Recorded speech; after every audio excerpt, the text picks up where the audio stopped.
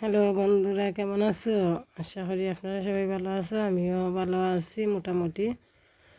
দেখেন বিকেলবেলা আমাদের বাড়ি, আমার বাবার বাড়ি দেখেন বাটি এলাকা, নবীগঞ্জ থেকে আরও বাটি বুঝছেন। তাই দেখেন কত সুন্দর গ্রামের দৃশ্য, কিন্তু আমার ভালো লাগে। কারণ হচ্ছে কি, গ্রাম মানে বাটি এলাকাত গ্রাম থেকে আমি ছোটো থেকে বড় হইয়া গেছি, তাই দৃশ্যটা আমার অনেক ভালো লাগে। তারপরেও দেখেন গরু আইতাছে, অবাই আমরা বন মানে জমিন খেতুত করেন সব কিছু করেন, হোক দেখেন আমাদের ঘর দেখা যায়। তারপরে হোক দেখেন মানে গরুর লাগি লাইসুস দিয়া তুইছেন। তারপরে ভাবলাম বিকেলবেলা একটু আটাআটি করিয়াই। ও দেখেন আমার ছেলে, আর আমার ছেলেটা মানে বেশি দিনবাজি করে। হ্যাঁ, আমার সাথে হইলো আমার বাইফুত। ও দেখেন আমি সকালের সময় মানে একটা ফেদল মাটি দিয়ে আমি ফাঁকাল পাতিয়া তুইয়া গেছিলাম। আর ও দেখেন শক্ত হয়েছে না, মানে তোলার সময় আপনারা দেখাইতে পারছি না, আমি এমনি তুলিয়া মানে কাটাকুটি কিছুই করছি না, পরে কাটাকুটি করমু। আর আবার ধান খেত ও দেখেন লামা বাই দিয়ে আমাদের কত সুন্দর জায়গা। তারপরে সন্ধ্যা হয়ে গেছে গিয়ে আইয়া ও দেখেন আমি মালা জপ করতেছি। আর মালা জপ আপনারা কীরকম করেন জানি না। আমি প্রথমে বলি শ্রীকৃষ্ণ চৈতন্য প্রভু নিত্যানন্দ শ্রী অদ্বৈত গদাধর শ্রীবাসাদি গৌর ভক্তবৃন্দ, তিনবার কইয়া হরে কৃষ্ণ কৃষ্ণ কৃষ্ণ হরে হরে, হরে রাম রাম রাম হরে হরে 108টা মালা ঘুরিয়া বড় থেকে ছোটোর যাই, আবার ছোটো থেকে বড় তাই।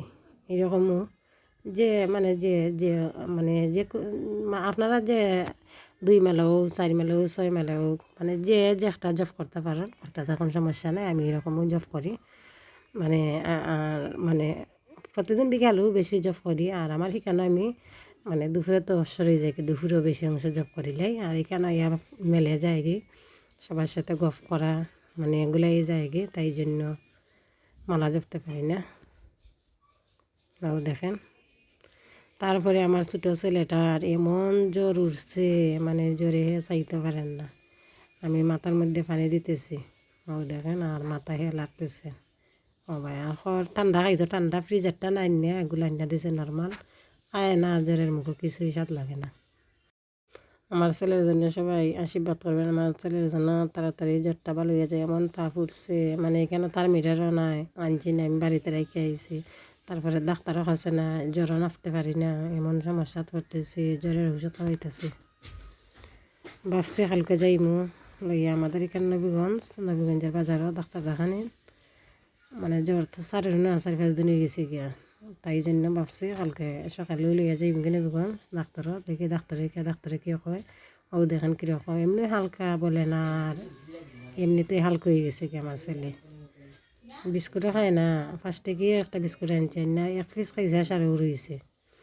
ও দেখেন চাইতে পারে না, চোখ মুখ এখানে শুকাই গেছে। তারপরে ও দেখেন আমি ডাক্তারের চেম্বারও আইছি, আইয়া বইয়া রয়েছি, মানে ডাক্তারের জন্য অপেক্ষা করতেছি। ডাক্তার বাসাতে আছেন রেস্ট। ও দেখেন আমার ছেলে নিয়ে গেছে। আমার ছেলেটা এত আল্লাহ, আমার বনজামাই আইসন, বনজামাইরে ফোন দিছি, ফোন দেওয়ার পরে বনজামাইয়া চেম্বারে লইয়া ডাক্তারের তা দেখাইয়া তারপরে আমরা দিয়ে গেছেন খাইনা। কারণ হয়েছে কি, আমি নবীগঞ্জে সব কিছু চিনি না, তাই জন্য।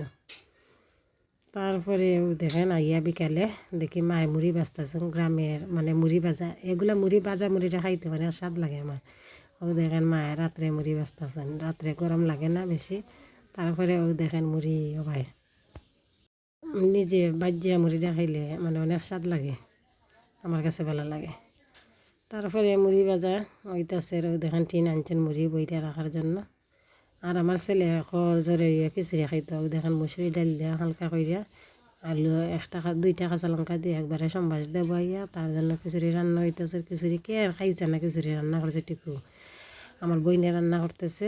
আর ওবাই ছোটো মাছ, তাজা বিলের মাছ, অনেক স্বাদ লাগে খাইতে, মাছটা দিয়ে রান্না হইতেছে।